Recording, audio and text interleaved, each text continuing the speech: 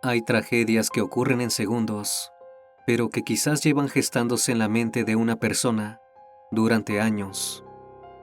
En ocasiones una madre no ve a sus hijos como individuos independientes, sino como objetos de su propiedad. Cuando el hijo forma una relación sentimental, la madre lo percibe como una traición o una pérdida de control sobre su posesión, y hasta cierto punto se siente vulnerable. El 15 de abril de 2026 parecía un día como cualquier otro, en la colonia Polanco Tercera Sección, ubicada en la alcaldía Miguel Hidalgo de Ciudad de México. Sin embargo, la tranquilidad se vio interrumpida cuando dentro de un edificio, un hombre se encontraba cuidando a su bebé de 8 meses. Escuchó una detonación y gritos, seguidos de una ráfaga de estruendos. El hombre entró a la habitación, de la cual provenían los ruidos, solo para descubrir que era su madre quien llevaba el arma, y su esposa quien yacía en el suelo. Al preguntar qué había pasado, recibió una respuesta por demás extraña. Me hizo enojar. Cuando él dijo que la víctima era su familia, su madre simplemente atinó a responderle: «Tú eres mío». Pero incluso, en aquel escenario caótico, la denuncia por el crimen no se realizó hasta el día siguiente, dándole tiempo a la sospechosa de escapar para no enfrentar las consecuencias de sus acciones. Yo soy Emanuel Castelar, y esto es El Criminalista Nocturno.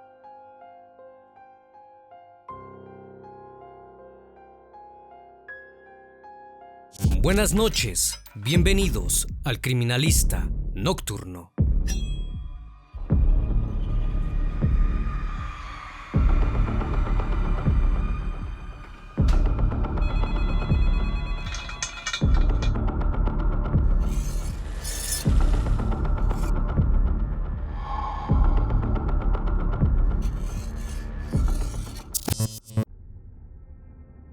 Carolina Flores Gómez y Alejandro Sánchez Herrera contrajeron matrimonio en junio de 2025, y a partir de entonces ella, que era ex reina de belleza, no dejó de compartir con sus seguidores de TikTok lo feliz que era. Describía a su esposo como amoroso y atento, e incluso las personas cercanas a ella indicaban que él la trataba como una reina, al punto de que verlos juntos daba envidia. Durante los meses posteriores al casamiento, Carolina comenzó también a subir videos junto a su bebé recién nacido y sus 2 perros, donde expresaba lo mucho que amaba a su familia. Sin embargo, hubo una publicación en particular que llamó la atención. En uno de sus videos de TikTok se le podía ver junto a su esposo y su hijo, acompañado por la frase: «A esto le tenía tanto miedo». Si bien en el momento aquellas palabras parecieron referirse a formar una familia, después de los hechos acontecidos el 15 de abril de 2026, tomaron, según algunos internautas, un posible segundo significado.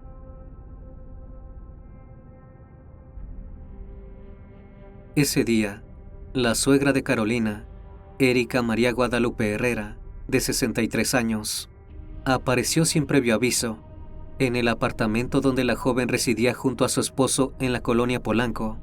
Según declaraciones posteriores de la madre de Carolina, Reina Gómez Molina, su hija y su yerno ni siquiera le habían brindado la dirección a Erika, ya que se habían mudado recientemente. Su llegada generó sorpresa y un poco de incomodidad. De hecho, Carolina le envió un mensaje a su madre, en el que le avisaba que Erika había ido a su casa. Ante lo que Reina le preguntó cómo había obtenido la dirección, ese fue aparentemente uno de los últimos mensajes que madre e hija intercambiaron. Cerca de la medianoche, Carolina y su suegra se encontraban hablando de manera aparentemente normal.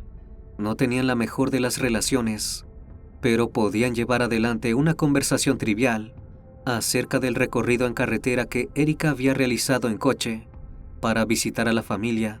Pero mientras la mujer hablaba, Carolina se limitaba simplemente a hacerle preguntas sobre la duración del viaje. En un momento dado, Erika le pidió agua a su nuera, que no accedió inmediatamente. Después de reiterar la petición, Carolina se dirigió hacia otra habitación de la casa para servirle un vaso de agua a su suegra. Acto seguido, Erika fue tras ella y comenzaron las detonaciones y los gritos.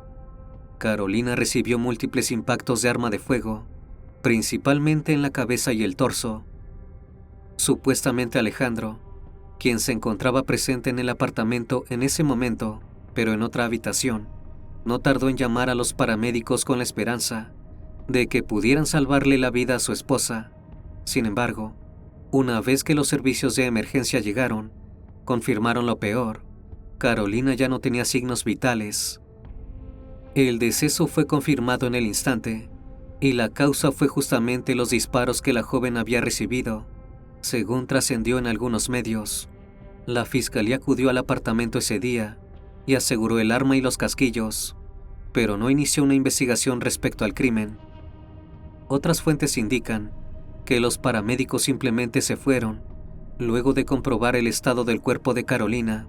Esto es especialmente extraño, porque en la mayoría de los casos donde los servicios de emergencia detectan un deceso violento, automáticamente notifican a la policía. Pero esta información es contraria a los hechos documentados en la carpeta de investigación y a los testimonios públicos sobre la cronología del caso. Lo único certero es que pasaron cerca de 24 horas para que las autoridades se enteraran exactamente de lo que había ocurrido dentro del apartamento ubicado en Polanco.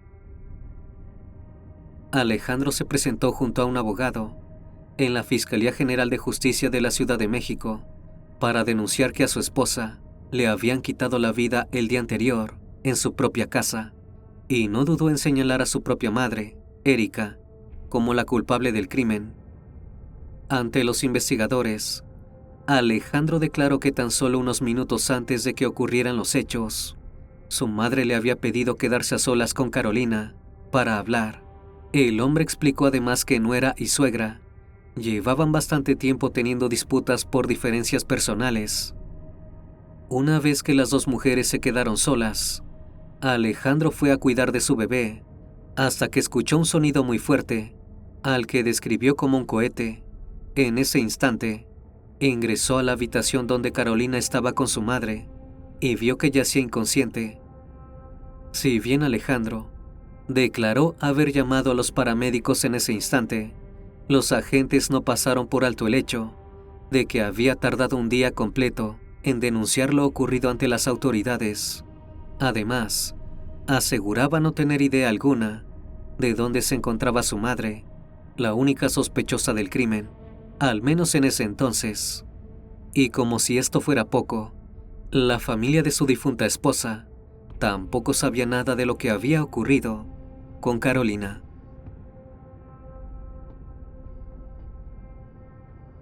Recién a la 1:35 de esa tarde del 16 de abril, cuando aún se encontraba en la fiscalía, Alejandro llamó por teléfono a Reina, la madre de su esposa, para comunicarle la noticia.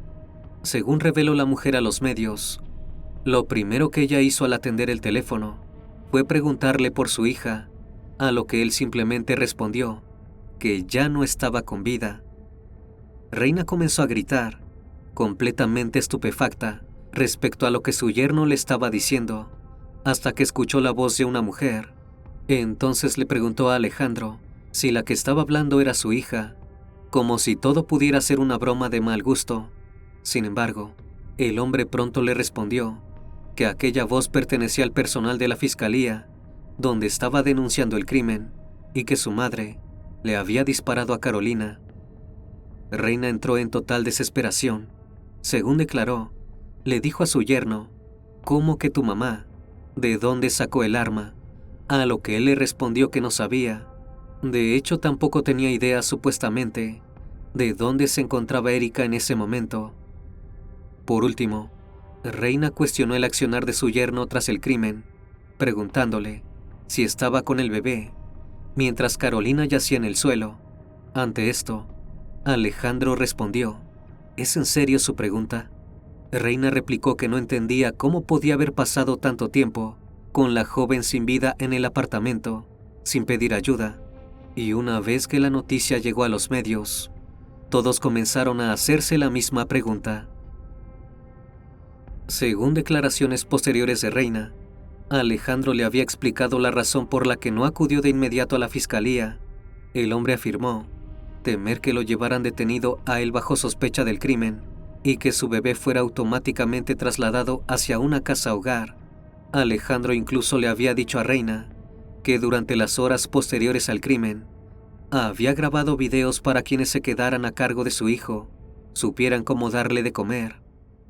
Pero quizás lo que más desconcertó a las autoridades y al público en general fue enterarse de que Alejandro declaró haber permanecido 24 horas con el cuerpo de Carolina porque su intención era alimentar a su bebé, quien dependía de la lactancia materna y supuestamente rechazaba la fórmula.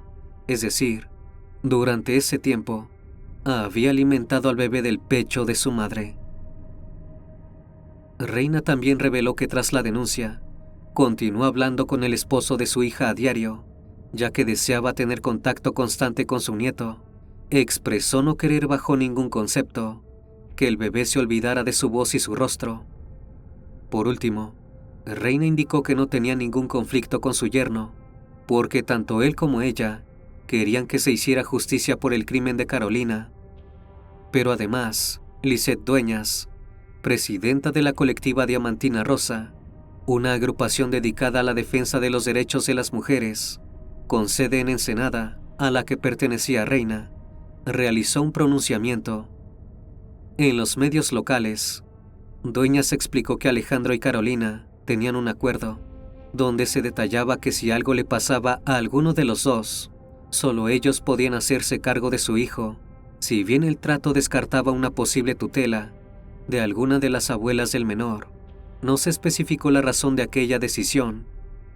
Las críticas y sospechas hacia Alejandro no paraban de crecer, al punto de que los familiares y la opinión pública empezaron a exigir que se investigase un posible encubrimiento de él hacia su madre.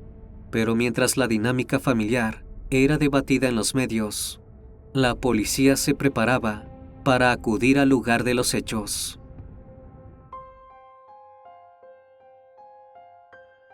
En el apartamento ubicado en Polanco, los agentes encontraron el cuerpo de Carolina, que presentaba múltiples impactos de bala, principalmente en el cráneo y el torso. Los agentes también hallaron 7 casquillos percutidos, 4 balas y un arma 9 milímetros. Los peritajes permitieron determinar que se realizaron al menos 12 disparos a corta distancia, lo que indicaba que la victimaria estaba cerca de la víctima al momento de los hechos. Luego, el cuerpo de Carolina fue trasladado hacia el servicio médico forense, donde un médico determinó que la causa del deceso había sido un choque hipovolémico por la pérdida masiva de sangre y destrucción de órganos vitales, provocado por múltiples impactos de bala. Debido a las características del ataque, los peritos y autoridades judiciales calificaron el acto como un crimen cometido con uso excesivo de fuerza. Sin embargo, a la hora de recabar testimonios, sucedió algo extraño. Si bien los vecinos del edificio reportaron que las discusiones en el apartamento eran frecuentes, nadie escuchó las detonaciones. Ni siquiera el guardia de seguridad nocturno reportó haber oído ruidos inusuales el día del crimen. En síntesis, todo parecía indicar que las únicas personas capaces de contar lo ocurrido en el apartamento eran Alejandro y su madre. El 17 de abril, un juez libró una orden de aprehensión en contra de Erika María Guadalupe Herrera por su presunta participación en el feminicidio de Carolina Flores. Al mismo tiempo, Reina publicó una convocatoria en redes sociales para realizar una manifestación pacífica exigiendo justicia por el crimen de su hija, que se llevaría a cabo el 25 de abril en el Centro Estatal de las Artes de Ensenada. Allí hizo un llamado a Erika para que se entregara a las autoridades y enfrentara las consecuencias de sus actos. La publicación no solo fue compartida por los seres queridos de Carolina, sino por ciudadanos de todo el estado que estaban totalmente conmocionados por el crimen. Cuando la noticia del fallecimiento de la joven se hizo pública, decenas de personas publicaron en las redes sociales mensajes de despedida donde describían a Carolina como una persona amable, llena de amor y ternura, con una vibra hermosa que hacía sentir bien a cualquiera. Sin embargo, muchos internautas señalaban que era por demás extraño que Alejandro hubiera estado presente en el lugar de los hechos, sin evitar que los acontecimientos posteriores ocurrieran. Incluso circuló en redes la hipótesis de que podría haber perpetrado él los disparos, para luego atribuirle la autoría a su madre, y pronto la divulgación de un polémico metraje respondió a algunas de estas interrogantes.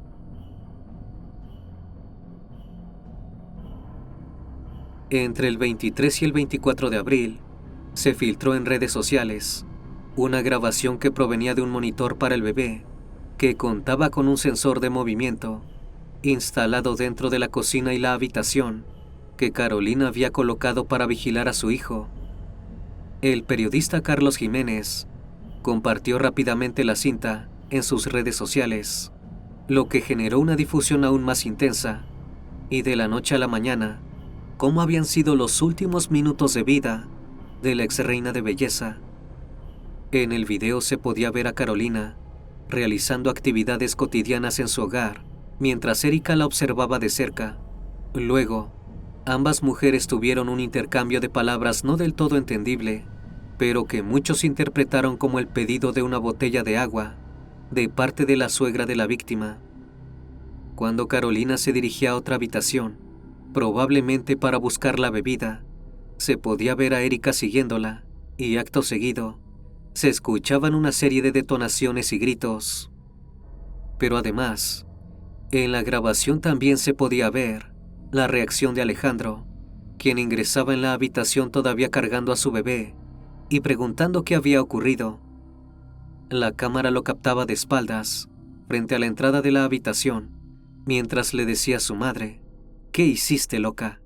¿Qué hiciste?». La respuesta de Erika fue tan simple como tétrica: «Nada, es que me hizo enojar». Al notar la tranquilidad con la que su madre se expresaba, Alejandro le respondió: «¿Qué te pasa, loca? Es mi familia». Aquel video permitió aclarar quién era la autora material del crimen, pero aún quedaban muchas preguntas. Por ende, las autoridades debían ponerse manos a la obra para detener a Erika, que continuaba prófuga. Sin embargo, los señalamientos no terminaban en ella. El 26 de abril, mientras se llevaba a cabo la manifestación, donde familiares, amigos y ciudadanos exigían justicia por el crimen de Carolina, las redes sociales se llenaron de nuevas acusaciones en contra de la familia de Erika y Alejandro. Las publicaciones realizadas en Twitter y Facebook hacían referencia a otro caso señalado por los medios nacionales en 2018, aunque registrado un par de años atrás. Presuntamente entre 2015 y 2018, se había realizado una denuncia ciudadana alertando sobre la posible comisión de un delito en el rancho Los Gallos Amarillos, ubicado en Ensenada. Juan Sánchez Frías, padre y esposo de Alejandro y Erika, respectivamente, había sido detenido durante un operativo con 3 armas largas, una corta, una ballesta Barnett y casi 850 cartuchos útiles. El cargo habría sido por portación ilegal de armas de fuego de uso exclusivo del ejército. Mientras los internautas se preguntaban si la victimaria podría haber tenido acceso al arma usada en el crimen por las actividades ilícitas de su esposo, surgió otro dato. Los medios revelaron que en 2016, Erika había formado parte del Consejo General del Instituto Estatal Electoral de Baja California, además de figurar como candidata a regidora por el municipio de Ensenada por el Partido de la Revolución Democrática. Algunos internautas se preguntaron entonces si la mujer podría tener vínculos en la política que la ayudara a salirse con la suya tras el crimen.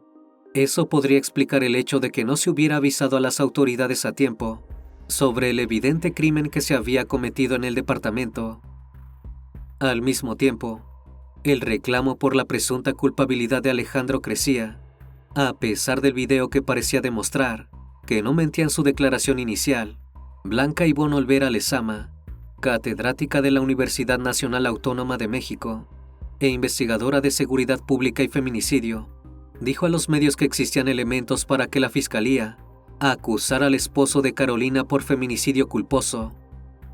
Esto se debía a que en la ley mexicana se establece en el apartado formas de autoría y participación que son responsables del delito quienes lo realicen por sí o dolosamente presten ayuda o auxilio al autor para su comisión.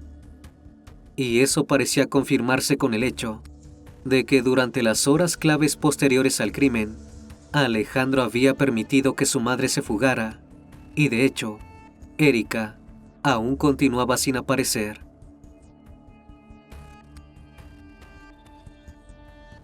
El 27 de abril, la Fiscalía General de la República realizó una alerta migratoria y se pidió una ficha roja a la Interpol con el fin de dar con el paradero de la mujer, ya que todo parecía indicar que ya no se encontraba en México. Al día siguiente, mediante el análisis de cámaras del sistema C5 de la ciudad, los agentes supieron que tras el crimen, Erika había tomado un taxi hacia el aeropuerto. Según la reconstrucción divulgada por las autoridades, la mujer habría dejado el arma que había usado para quitarle la vida a la víctima en la cocina del apartamento. Acto seguido, se habría dirigido a la habitación donde estaban las maletas con las que había llegado desde Baja California. Luego, habría pedido un taxi y, esperando dentro del edificio aparentemente tranquila, los agentes también pudieron dar con la identidad de un conductor, quien les relató que al llegar al complejo, Erika descendió con el equipaje y lo colocó en la parte trasera del vehículo. En total, la sospechosa habría esperado tan solo 19 minutos para huir del lugar. Según las investigaciones, Erika tomó un vuelo con destino a Venezuela y realizó una escala en Panamá antes de llegar al Aeropuerto Internacional de Maiquetía Simón Bolívar el 16 de abril, al mismo tiempo que su hijo denunciaba lo ocurrido en la fiscalía. Una vez en Venezuela, la mujer se había alojado en el Hotel Euroblinding y 2 días después se trasladó a un hotel en la Candelaria, Caracas. Por último, Erika había alquilado un departamento por medio de la plataforma Airbnb en El Cigarral, una urbanización ubicada en la misma ciudad, que acabaría siendo su parada final después de 13 días huyendo de la justicia. El 29 de abril, Erika fue arrestada por las autoridades venezolanas, en coordinación con la Fiscalía General de Justicia de la Ciudad de México. Quedó bajo custodia en aquel país, mientras las autoridades mexicanas comenzaban el proceso de extradición, que daría pie al proceso legal por el crimen de Carolina. Una vez que estuvo ante los detectives, Erika aseguró que los disparos que le habían quitado la vida a su nuera habían sido un accidente. Además, señaló que el arma que había usado, a la que describió como un juguetito, pertenecía a su difunto esposo. Estos dichos cobraban aún más sentido si se tenía en cuenta el cargo por portación ilegal de armas que el hombre había enfrentado entre 2015 y 2018. Por otra parte, la sospechosa no hizo referencia a la discusión previa que había captado la cámara con sensor de movimiento entre ella y la víctima. Pero además, tras la captura y declaración de Erika, en diferentes medios comenzó a circular una carta en forma de nota de texto que había sido extraída del celular de la mujer. Supuestamente, se la había enviado a su hijo, aunque sin recibir respuesta de parte de él. En la misiva, Erika escribía que sentía que antes de la llegada de Carolina a sus vidas, ella y su hijo eran felices. Aseguraba que no había querido hacerle daño, sino que le diera su lugar. Era como darle cinturonazos, pero por Dios, que se disparó sola, y llegó un momento en que todo se puso oscuro, y no sabía qué estaba pasando, mencionó. Por último, Erika hablaba del momento en que su hijo le había preguntado qué había hecho, expresando que había castigado a Carolina por grosera y payasa, pero no para hacerle daño, y aseguró que tenía el arma para protegerse de ella. Esta nueva revelación abría la puerta a un móvil relacionado con la dependencia emocional y el control que la mujer podría tener para con su hijo, evidenciando que veía a Carolina como una intrusa que amenazaba su autoridad y bienestar. Sin embargo, no se confirmó de manera oficial que aquellos escritos hubieran sido realmente extraídos del celular de Erika, ni que fueran de su autoría. Pero para lograr comprender cómo sucedieron los hechos, debemos preguntarnos antes, ¿quién era la víctima?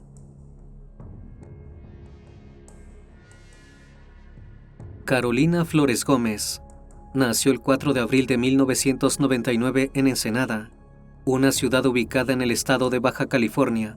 Desde pequeña, se interesó por la industria del modelaje y la posibilidad de desfilar en escenarios. Entrada la adolescencia, comenzó a participar de concursos de belleza, a la par que realizó sus estudios en el colegio El Tesoro del Saber y en la preparatoria Benito Juárez, donde cursó la carrera técnica en laboratorio químico. Desde la primera vez que pisó un escenario, Carolina resaltó entre sus competidoras y logró destacar en algunos certámenes regionales. Sin embargo, el principal reconocimiento lo obtuvo en 2017, cuando ganó el título de Miss Universo Adolescente en Baja California, teniendo apenas 18 años. A partir de entonces su carrera se disparó, y si bien continuó participando en concursos de belleza en el estado donde vivía, también consiguió oportunidades laborales en el mundo del modelaje a nivel nacional. Pero además, Carolina comenzó a usar sus redes sociales para crear cierta complicidad con su público, especialmente en TikTok, donde subía videos mostrando su vida diaria, junto a sus seres queridos, los viajes que realizaba e impartía consejos de moda y salud. En los videos que subía, también se le podía ver junto a su esposo y posteriormente con su hijo, mostrando la crianza del pequeño mediante fotos y videos. Pero lo cierto es que la vida de Carolina no era tan perfecta como aparentaba en las redes sociales. Según relató Reina a diferentes medios, la relación de su hija con Alejandro era aparentemente normal, ya que jamás había visto un maltrato de parte de él. Sin embargo, la mujer destacó que su yerno sí sabía las diferencias que Carolina tenía con su suegra Erika. Antes de mudarse a Polanco, habían convivido los tres juntos en Ensenada, y Alejandro habría descrito el vínculo entre ellas como una relación con desacuerdos cotidianos. Por ejemplo, Erika solía enojarse si Carolina no le hacía de comer a su esposo, mientras que la exreina de belleza se ofuscaba si su suegra dejaba los platos sucios. No obstante, las discusiones se habrían intensificado cuando Carolina quedó embarazada de su primer y único hijo. El problema fue que la joven quería realizar el parto en Estados Unidos y restringir las visitas al bebé durante los primeros 40 días de vida para preservar la salud del pequeño. Según lo que Carolina le contó a Reina, aquella decisión había dejado inconforme a su suegra, quien le habría dicho: «Ni modo que lo vayas a poner en una burbuja para que no le pase absolutamente nada».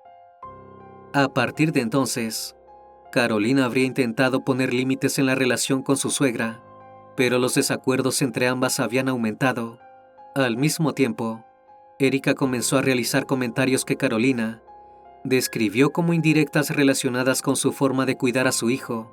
Además, la exreina de belleza le dijo a su madre que había leído conversaciones entre Alejandro y Erika, en las que él le pedía que respetara más a su esposa y madre del recién nacido. En diciembre de 2025, cuando Carolina se mudó con su esposo a Polanco, Reina había comenzado a hablar con ella, hasta 3 veces al día por videollamada. Si bien su hija le había relatado sobre los desacuerdos constantes con su suegra, no contó nada que pudiera advertirle que Erika planeaba atentar con su vida. Sin embargo, otros familiares de la víctima expresaron que el móvil del crimen podría no ser un simple problema de convivencia.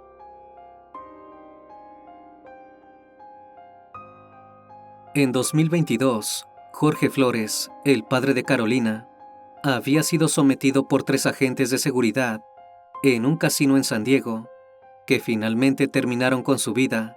Según relataron a los medios, una persona que se encontraba presente en el momento de los hechos había testificado que el caso era similar al de George Floyd en Estados Unidos, ya que los agentes vieron que Jorge no podía respirar, pero continuaron sofocándolo.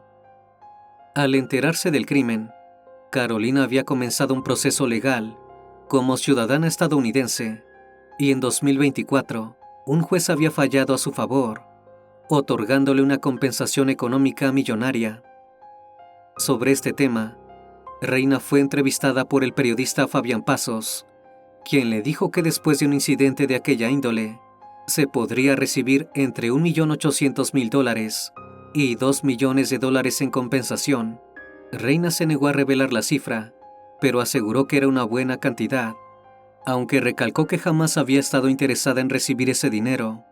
Relató que no le gustaba pedirle ayuda económica a su hija, al punto en que le limpiaba el departamento un día por semana para ganar más dinero. Luego, Reina expresó que aquella herencia debía ser únicamente para su nieto, porque era lo que Carolina hubiera querido. No obstante, también reveló que no sabía si su hija había puesto al bebé como beneficiario o había realizado un finiquito. Sin embargo, Ercelia, Cintia y Javier, la abuela y los tíos paternos de Carolina, expresaron que Alejandro y su madre podrían haber orquestado el crimen para quedarse con la herencia de la joven. Los familiares revelaron que antes de 2024, la relación entre Carolina y Alejandro había pasado por muchos altibajos, pero todo había cambiado rápidamente cuando ella recibió la indemnización, al punto que él le propuso matrimonio de manera casi automática. También insistieron en que la exreina de belleza no dependía económicamente de su esposo. Además, Ercelia, Cinta y Javier revelaron que Erika había ayudado a Carolina en los trámites relacionados con la indemnización y que era la única persona que sabía exactamente cuál era el monto que la joven había recibido. Por último, sus familiares calificaron la reacción de Alejandro tras el crimen de su esposa como inusual, diciendo: reaccionó como si se le hubiera caído un plato a la mamá. Esa no es una reacción de alguien que te ama, de alguien normal. Sin embargo, esta línea de investigación no ha sido comentada por la Fiscalía, que parece centrarse en el móvil emocional. El caso de Carolina Flores no solo dejó una herida enorme en su familia y seres queridos, sino que además generó un debate respecto a los feminicidios en los entornos familiares, sobre todo respecto a aquellos casos donde una mujer, generalmente madre de un varón, actúa en pos de sobreproteger o celar a su hijo. A la fecha de realización de este video, Erika continúa formalmente detenida bajo un proceso de extradición internacional por el delito de feminicidio. La Fiscalía cuenta con pruebas fuertes en su contra, como el testimonio del taxista, que le dio el servicio a la sospechosa cuando salió de Polanco, y el video del monitor del bebé, que captó el ataque en directo.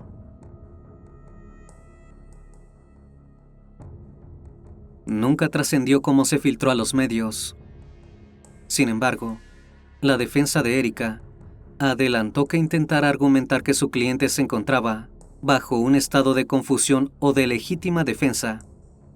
Pero además, las autoridades mantienen abierta la línea de investigación sobre el esposo de Carolina, con el fin de aclarar legalmente si cometió el delito de omisión o encubrimiento, al tardar 24 horas en dar aviso a la policía del crimen. Reina, por su parte, declaró que solo desea que quien se haya cobrado la vida de su hija pague por lo ocurrido.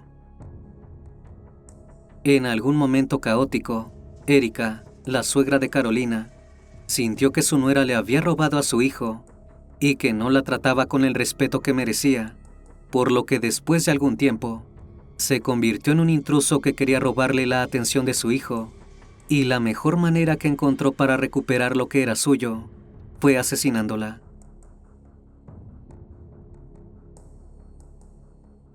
Una vez más, estimado público, gracias por acompañarme en esta nueva transmisión. Les recuerdo que ahora pueden encontrar los episodios en Spotify, Apple Podcast, Amazon Music y, por supuesto, en YouTube Music. Me despido de ustedes con un fuerte abrazo. Y si tú aún no formas parte de esta gran comunidad, te hago la cordial invitación a que lo hagas y nos acompañes en este camino. Esto es El Criminalista Nocturno. Hasta la próxima emisión. Y recuerden, en aquellas noches oscuras, siempre habrá una historia que contar. Buenas noches.